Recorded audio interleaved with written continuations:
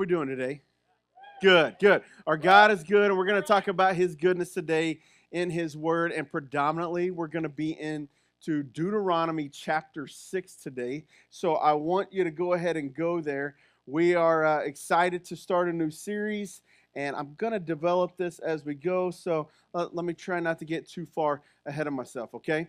Here's one of the things. I have a question. Do you ever wonder how we just tend to figure things out?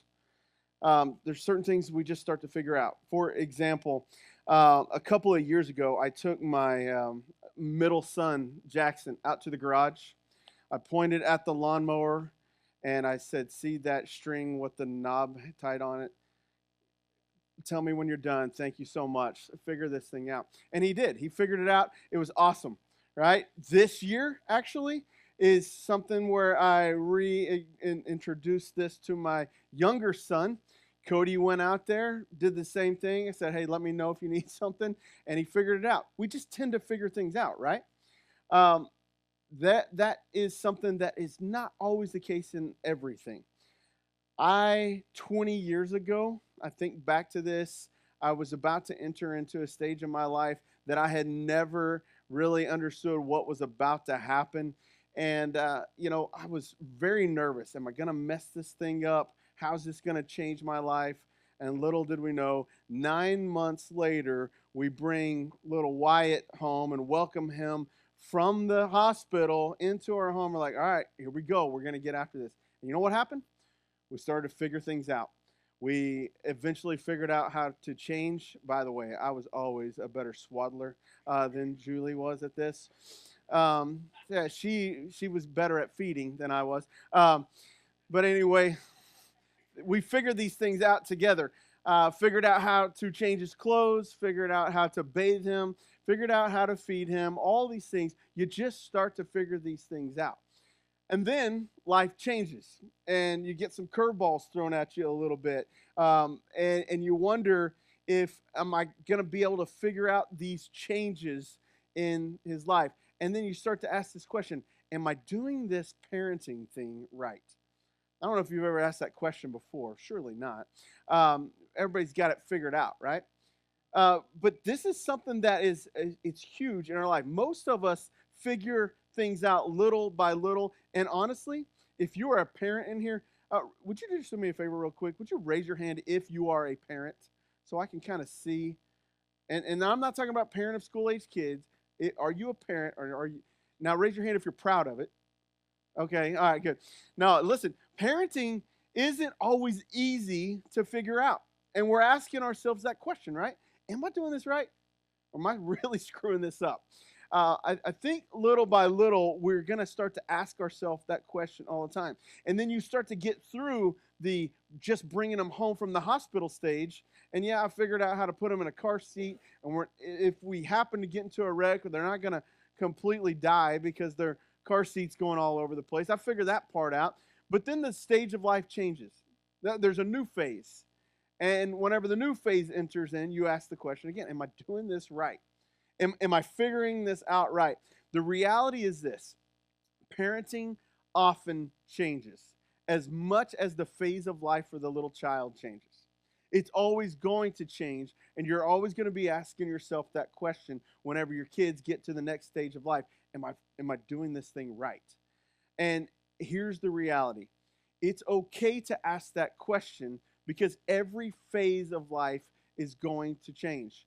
And you know what? And this is what I want you to understand: it's just a phase. It's just a phase.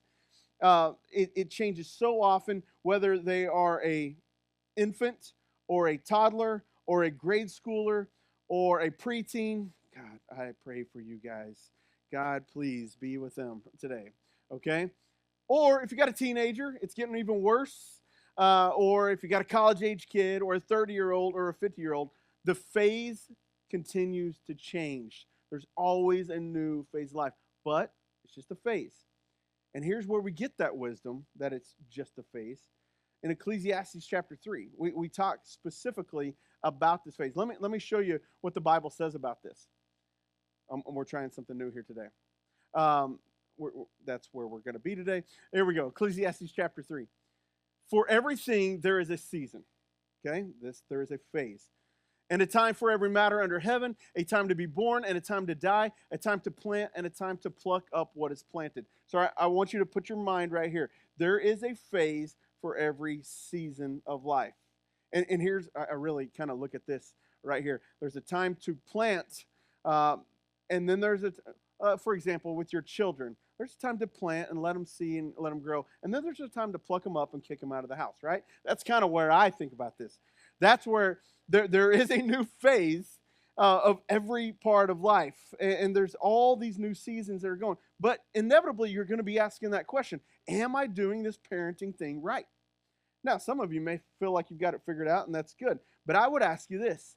How would you even know if you're doing it right if you don't really have an end in mind, if you don't have a goal? Here's one of the questions that you may ask is this. What is the priority? What's the big picture of parenting? What is the big picture? Because we can focus on the little phases, phase by phase by phase, or we can look at a bigger picture.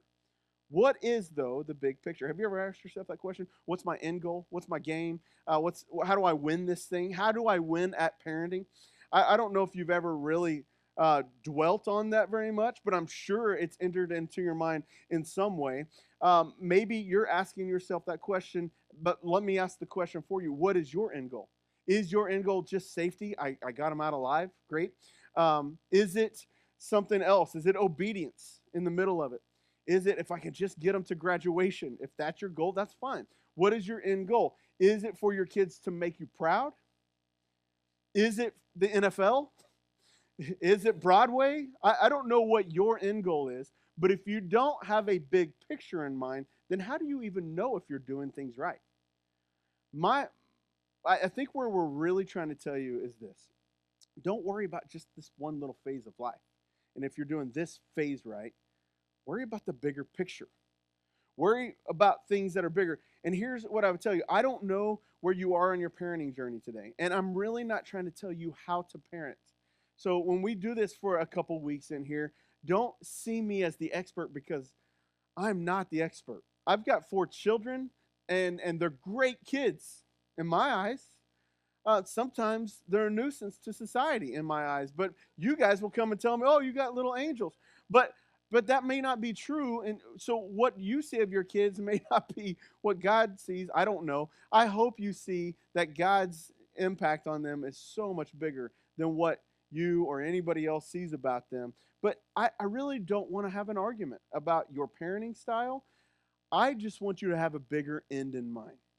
That's my goal. And honestly, I've listened to a lot of people who have a lot of wisdom on this. I've listened to different preachers. I've read different books. I've done a lot of the things that you have done as parent, what to expect, all that kind of stuff. But the reality is none of us are going to have it all figured out if we don't have an end goal. And if you don't have the big picture in mind, then you're probably going to miss the target most of the time. So here's what I would say. This, I believe, should be the end goal. This is what most experts are going to say. And when I say experts, I'm trying to talk about from a biblical foundation. This is what people are going to say about parenting. Look at this. A parent's priority, this is the end goal. A parent's priority is to gradually transfer dependence away from me as the parent until it rests solely on God. Okay? Let me say it again so you understand. A parent's priority is to gradually transfer dependence on me to God. That should be the goal. And if you're continuing to have that leash and all your kids are out of college or out of high school, this is why this series is for everybody, by the way. And if you're a high schooler in here, this is good stuff. You got some judgment stuff for your parents, all right? Just kidding. Don't do that. Honor your father and mother, please. But it is something that you can start to train and figure out, what is this thing all about? Should I have a goal? Whenever I enter into this phase of my life as a parent, how am I going to see the big picture? But the big picture is they shouldn't always depend on me. That's why I joke about plucking them out and kicking them out, but it's actually exactly what God wants us to do. He wants the dependence to go off of me as a parent and onto Him, fully onto Him. Now, this is a little bit what I mean by that. Our children, when they're little, they depend on us for everything, right? Everything. They need us to feed them. We stuff the food in their mouth. Think about how much they depend on us for that. They need us to change the mess that they make in a diaper. They need us to change their clothes. They need us to help them learn how to walk. They need us to help them tie their shoes. They need us to help figure out what not to put in their mouth, right? Don't do that. They need us for everything, and they depend on us for everything. And sometimes that goes into beyond just, oh, okay, my toddler now. They need us past 6 years old. They need us past 12 years old. Hey, be smart. Don't go do this. Understand where God wants you to do all. They need us. Absolutely. There is a reason that they're in our house for the time that they have them. And I'm not saying that society has this figured out perfectly, but usually it's right around that time, whenever they graduate high school, there's a natural transition for them to start depending on more than just us and more on Him. We got a middleman in there in between, and sometimes they depend on themselves for too long as well and don't depend on God. But generally, when they're in the house at the school age, they're dependent on us. And our goal is for them ultimately depend on God. That dependence should solely rest on God. Our goal should be to teach them to depend not on us, not on themselves, but ultimately on God. That's what we want. That's what He wants. Where does this come from? Again, this isn't parental expert advice up here. This is biblical foundational principles that we should see. That's where we get into Deuteronomy chapter 6. Let me set the context here. Deuteronomy chapter 5 is another one of these moments where Moses is telling the people the Ten Commandments. And if you've been in here with us for the past 19 plus weeks and we've been in the middle of Exodus, you're like, wait, I thought that was Exodus 20. Yes, it was. But here's what happened. And no major spoilers here. We've already talked about this. What happened after that? You got 39 more, 44 decades, 40 years of wandering in the wilderness.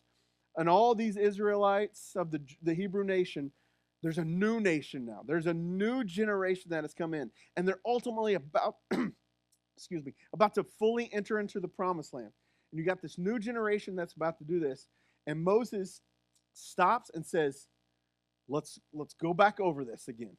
So he's telling a whole new generation of what these 10 commandments are. And in the middle of that, in speaking those commandments, Moses gives one of the greatest teachings on parenthood that you'll ever see. And he says this in Deuteronomy chapter 6. He says, now, this is the commandment, the statutes and the rules, and he's already talked about the 10 commandments, that the Lord your God commanded me to teach you. And now he's teaching this new generation. Excuse me. That you may do them in the land to which you are going to possess it. Does that make sense? They're about to enter into the promised land, the land of milk and honey.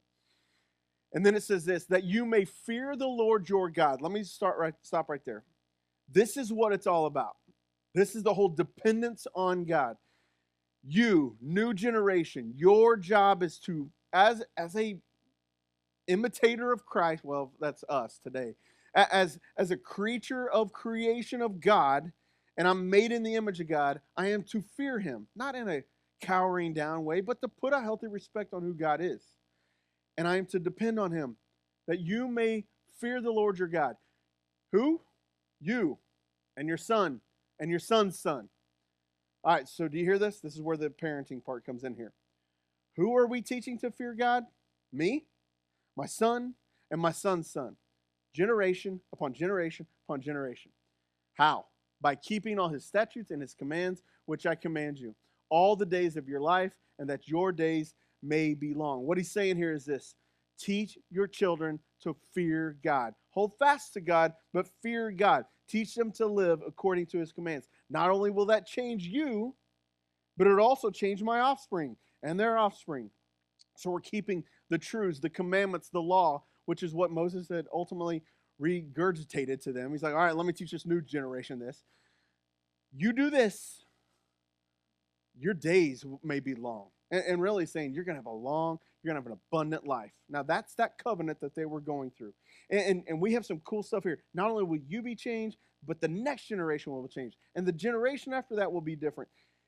The goal is this: we are to train our children not to depend on us, but to depend and fear God. Depend solely on God. Don't just have the whole family unit figured out and how you guys are doing okay together, but how are you keeping his commands? And how are you keeping all his statutes? The one who created us is the one who should be focused on here.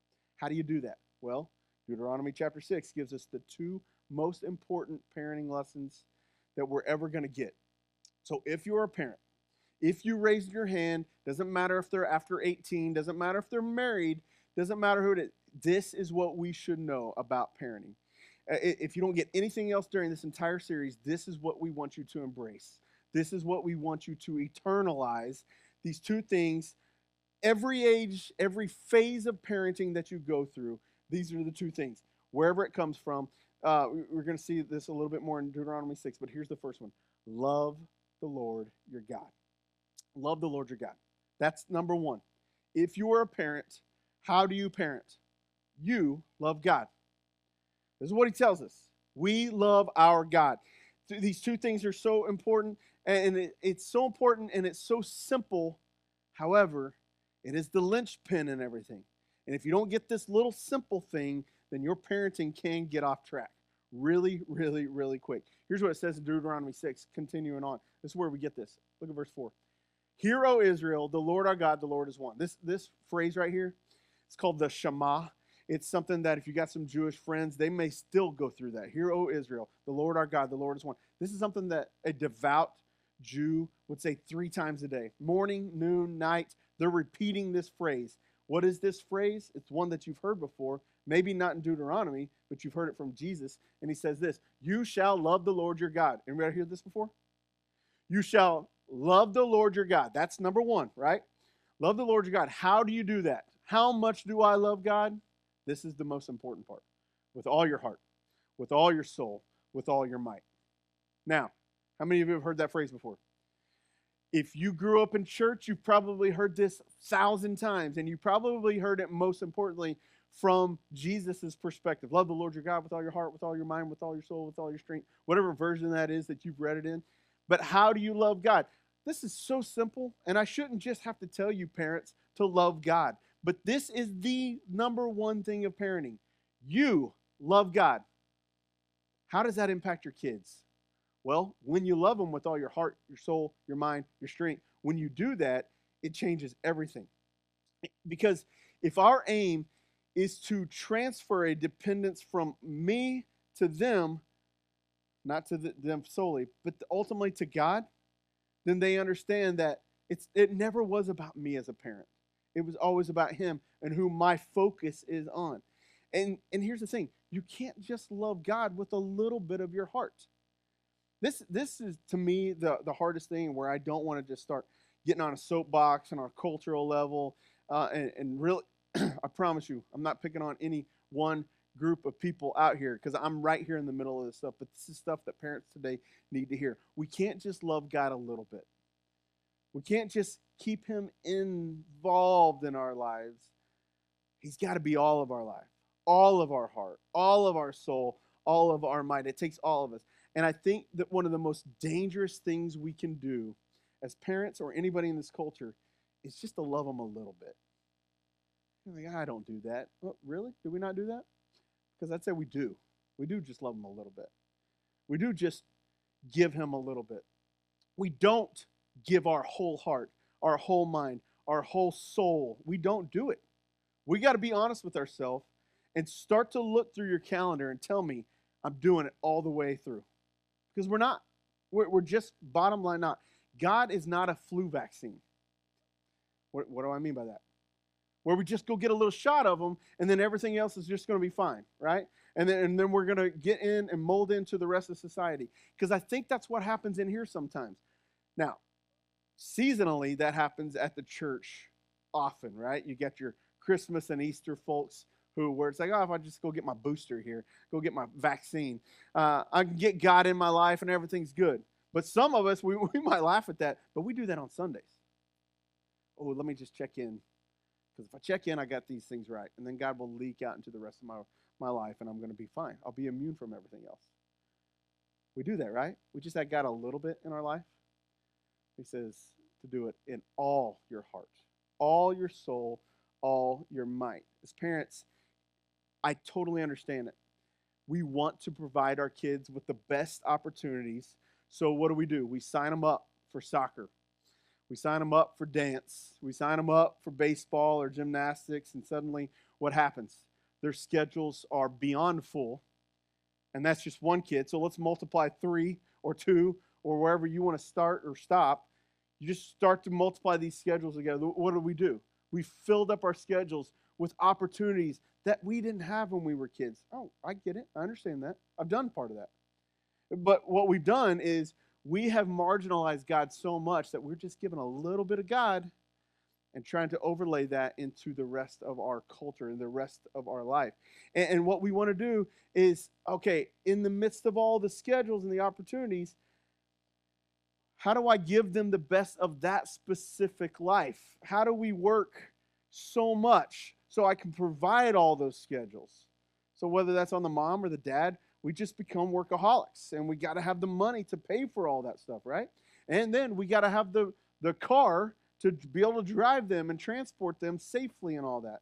And then on the way, we got to have the right kind of car, and we got to have the separation so they don't fight and pull each other's hair out. So let's go ahead and put the entertainment systems and all that. And then we're paying for that, right? So it's just a cycle of things that just go right on top of each other. And what we do is we justify all this other stuff so they can have opportunities we didn't have as kids. And I hope somewhere inside you're like, yeah, I've done it. I'm there right now. I'm right in the middle because I've done it. And I have been right in the middle of it. But then what happens when they're 16? We end up saying, well, we got to get them, because I'm tired of doing the transporting. I'm going to go ahead and get them a car. They got to have a car. They may not live without a car. Oh, gosh. Let alone a cell phone and all that stuff. So what do? We some of us don't even put the pressure on our kids at all to make them buy their own car. Some of us do, and God bless you for that. But some of us don't. And so we work for it because they got to have it. Because if they don't have it and their friends have it, they're going to be the worst or the poorest kid in school or whatever it is. It's just what we do. We don't want to abuse our children because they don't have a car, but we want to save up. And not just for that, but we want to save up for the best education they can get.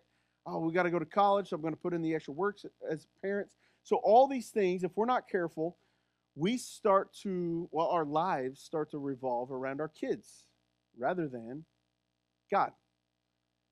And what we have done is, instead of giving all of our soul and our heart and our might to God, we've given it to soccer and baseball and the car and our education. And we do it. Unknowingly, we just do it. Because that's what the rest of culture is doing. So I would challenge you to love the Lord your God. It's not as simple now, is it, when you say that? It's much bigger than that. And if you really want to communicate what loving God looks like to your kids, then get involved in a relationship with Jesus and in his church. Get involved with that.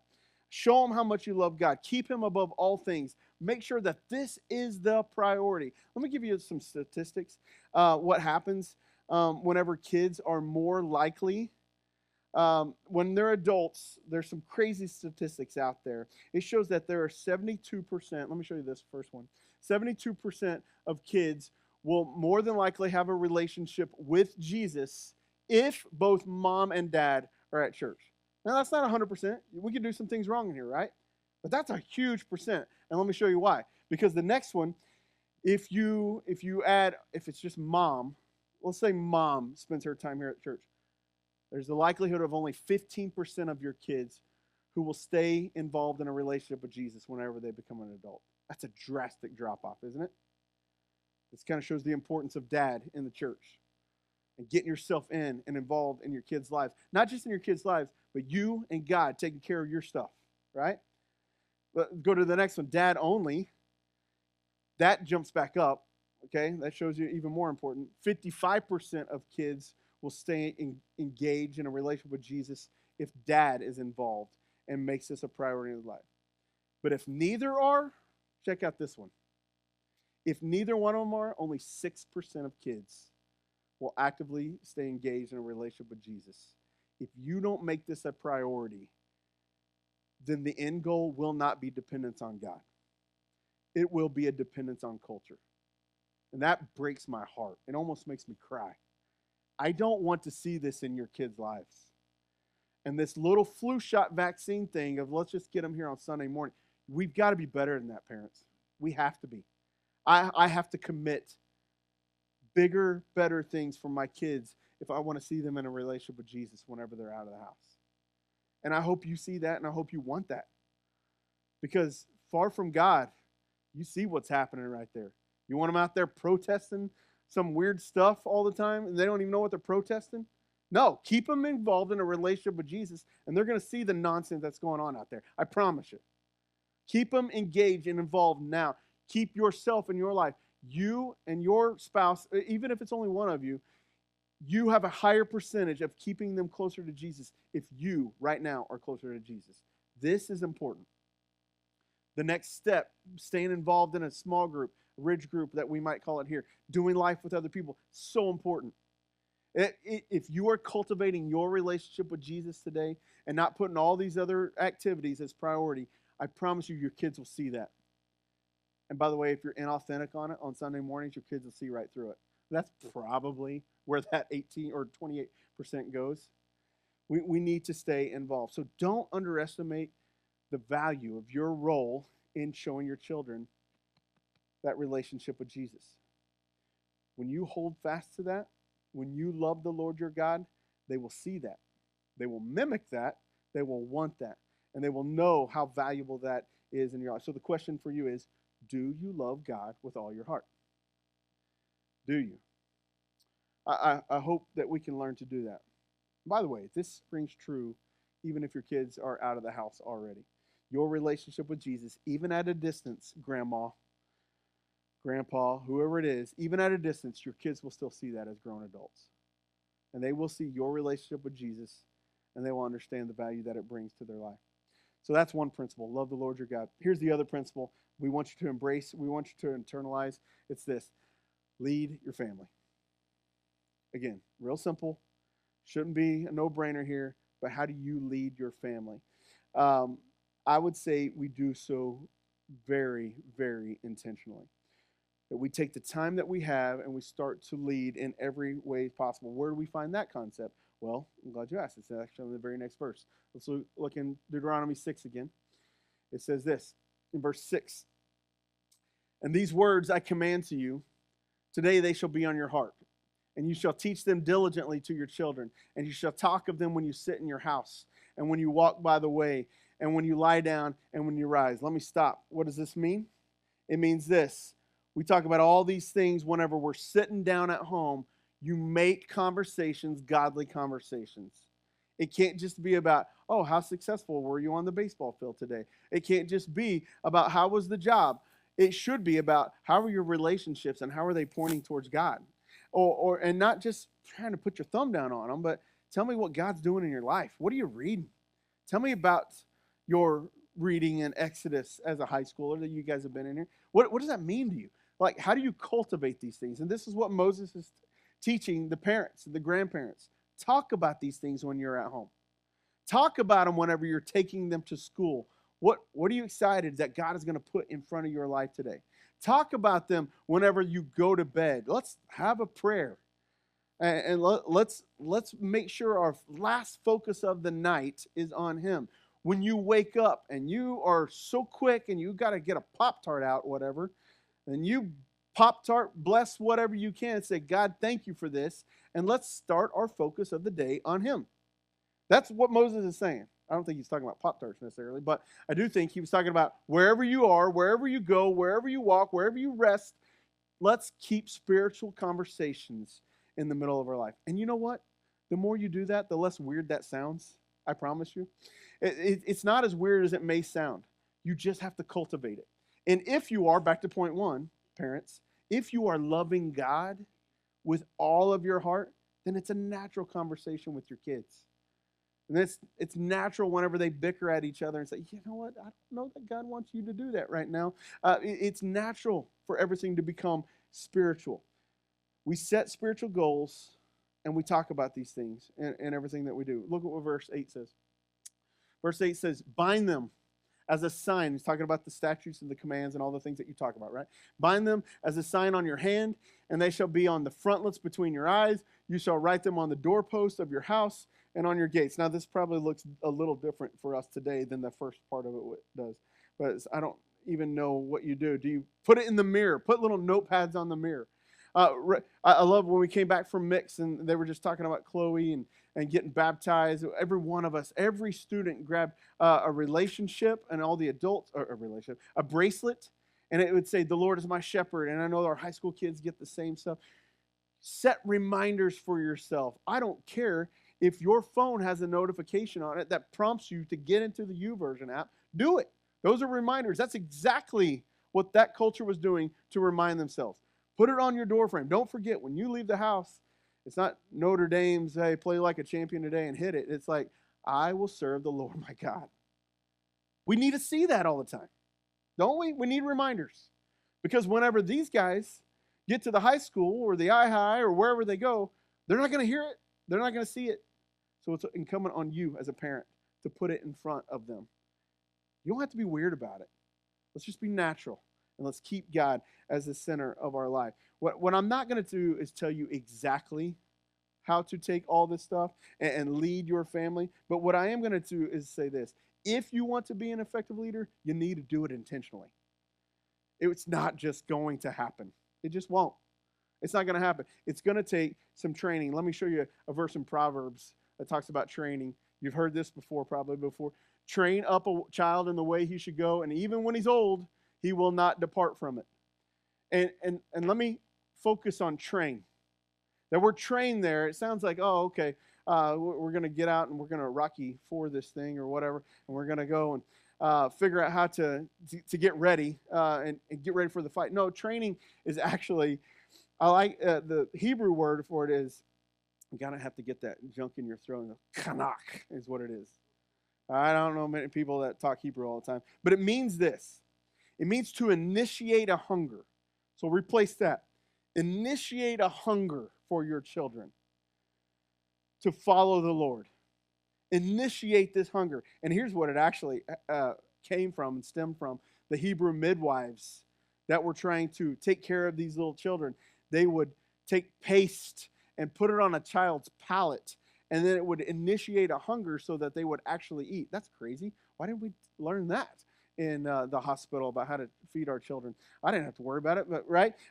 Anyway, initiate a hunger. And that's where this kanak comes from.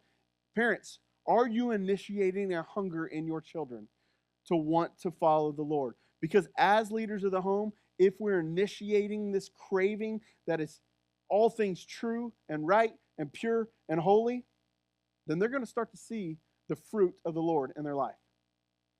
They're going to say, yeah, godly living works.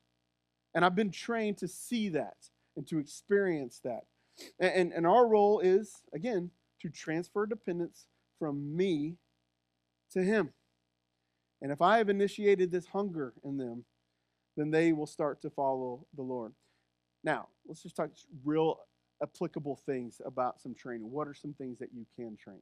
I'm not going to tell you how to train these things, but Proverbs lists a slew of these things. Here's some of them. One of them would be how to manage God's money. Okay, I'm not going to go through all these verses, but if you are being intentional with your kids, then teach them how to manage God's money. Here's the second one. How they carefully select their friends. Anybody ever have an issue with that? It's not a big deal, right? No, it's a huge deal. And you want to be intentional in that, and you want to train them in that and help them to see why this might not be great. Let me push you towards that neighbor or whatever. I'm not saying you force your hand, but help them to see and experience all those things. We can also train them to watch their words and their dishonorable speech.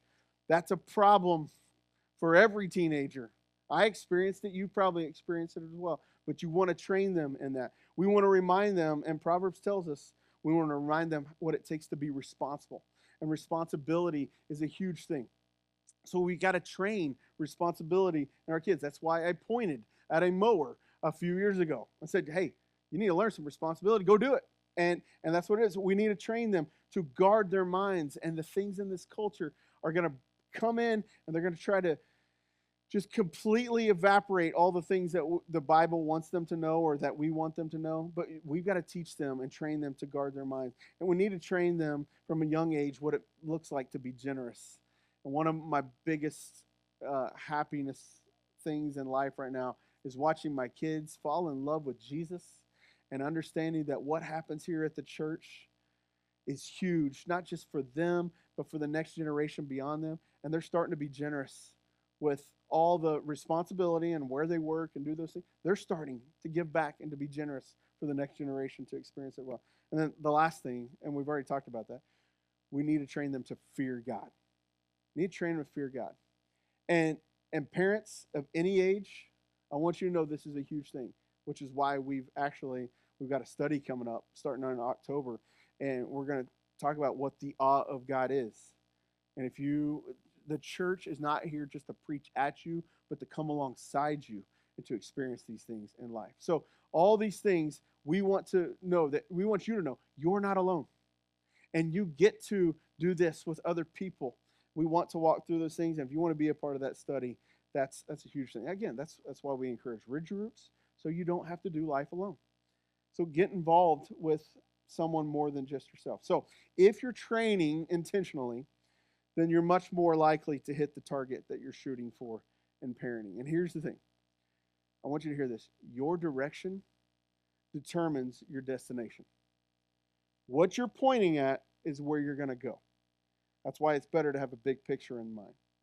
Because if you're not pointing at anything but that phase right there, if you're only pointing at, right now, third grade football, then that's what you're going to hit. And that's all that's going to matter, if that's what you're pointing at. But if you're pointing at something much bigger, and it's not just a dependence on you as a parent, but a dependence on God, that can be your destination. That's a great thing. And that's, I think, what we want to see at the end. Here's the good news. The good news for parents is this. Whether you are in the middle of the 1 through 18-year-old phase, or you're in the empty nest phase and you don't have kids in the house anymore, what the good news is God knew what he was doing when he paired you up with your kids. It's not an accident. By the way, our culture needs to know that. It's not an accident. It's a hot topic button thing right now that people are talking about, and all these rights and all this stuff. That's not an accident. A child is not growing in you as an accident, ladies, okay? I think we understand that. And that's where we're going to stand in here as a church. You have the kids that you have in your life. If you've fostered, if you've adopted, that's not an accident. God has paired you up on purpose intentionally. What are you going to do with that, and where are you going to aim? What I'm trying to tell you is this. He knew that you were going to be the number one influence in your kid's life. Man, that seems like a huge responsibility, right? But man, what an awesome opportunity that we have to influence our kids. Those parents right now who are in the every waking moment I'm on phase, right? Because I have to be involved in their life. Here's what I want you to know. Your children are going to hear a lot of voices as they go and grow up, but your voice will be the loudest. So what are you going to do with that voice? God has instilled that voice in you on purpose. And for those of us here whose kids are long out of the house, I'm here to tell you, your voice is still ringing pretty loud. And the next generation, and the next. It's still ringing pretty loud. This series is never meant to be a guilt trip, and nobody screwed up, right? We all mess up a little bit, but you're not done. If your kids are out of the house, you're still not done. Your voice still rings loud. And today is a new day, and hopefully tomorrow you'll have another opportunity for them to hear the voice of God. How do you do that? Love God. Show them what it means to love God. They will see it. Make it authentic. The most important thing that we will ever do is to lead our kids to the one who gave them life. That's what our end goal should be. And if we understand that his desire, even in the midst of all the mess and the brokenness, was that we would ultimately have life through Jesus. And that it doesn't matter what we've done in the past, we can always come back to, but I have grace. And it's in him that we will put our trust. So let's continue to do that today. Let's pray. God, thank you so much for another opportunity to dig into your word, to see the direction you want us to go, to know that you've got something bigger for us in your mind than we have. That to know that it's not about getting first place in a tournament here. It's not about getting into this specific college or whatever we may have in our minds right now. It's not about that. God, you have something much bigger, and that you want us to put our trust in you. Thank you for taking our burdens. Thank you for humbling us at times, but encouraging us to hand that over. And help us, no matter what stage or phase of life that we're in, to put our ultimate dependence on you. We thank you for Jesus, who gives us that ability and who carries that heavy burden for us. It's in his name that we pray.